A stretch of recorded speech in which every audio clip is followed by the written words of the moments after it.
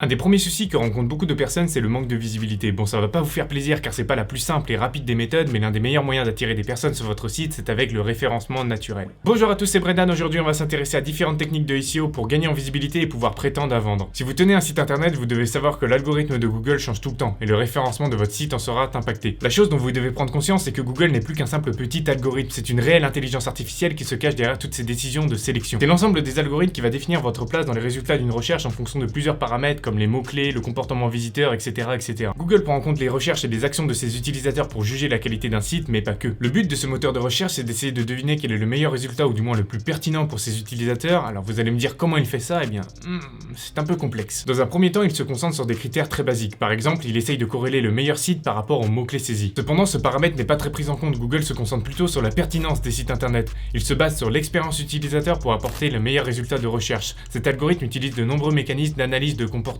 Le nombre de clics réalisés par site internet est un élément important pour être bien référencé. Il faut savoir que c'est pas forcément le site qui aura le plus de clics qui va être le mieux référencé, ça va aussi dépendre du taux de clic. Je m'explique. Si le deuxième site a un taux de clic qui augmente à 25% et le premier site baisse à 30%, Google le remarque. Vous êtes susceptible de changer l'ordre des annonces non pas parce que vous faites plus de clics que les autres, mais parce que vous en faites plus que d'habitude. Si vous performez, vous serez récompensé. Si vous sous-performez, vous serez pénalisé. En clair, vous ne devez pas forcément avoir un titre et une description qui matchent parfaitement avec la recherche et les mots-clés, mais plutôt un titre et une description convaincants. Ça vous tente un petit hack bien puissant? Allez, je vais être sympa. Faites tout simplement une recherche sur vos mots-clés puis analysez de très près les annonces Google. Si vous utilisez les mêmes mots-clés que ces annonces, vous êtes sûr que vous aurez du trafic sur votre site. Voilà, je vais me faire buter par tous les coachs de SEO maintenant. Bon, du coup, un petit deuxième. Mettez chacune de vos premières lettres de votre titre en majuscule, l'œil sera plus attiré. Si ce n'est pas votre fort de rédiger des articles, n'hésitez pas à faire appel à un rédacteur, c'est très important. Essayez plusieurs variantes de description jusqu'à ce que vous trouviez celle qui vous apporte le meilleur référencement. Alors maintenant, on va admettre que vous avez réussi à avoir du trafic sur votre site internet. Évidemment, ce sera possible que pour les plus déterminés d'entre vous qui auront appliqué tous mes conseils.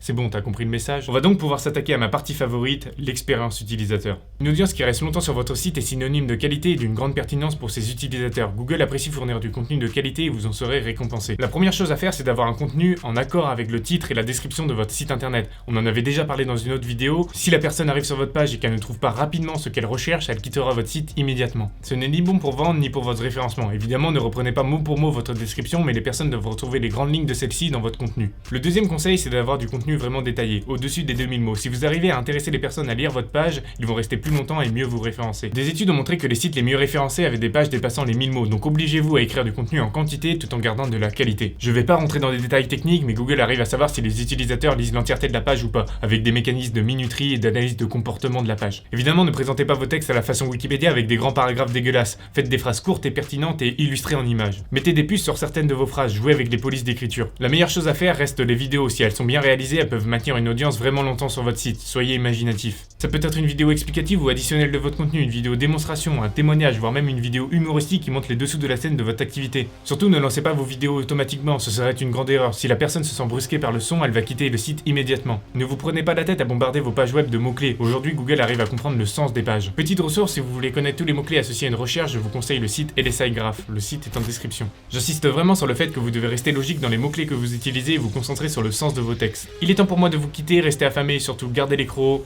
La bise.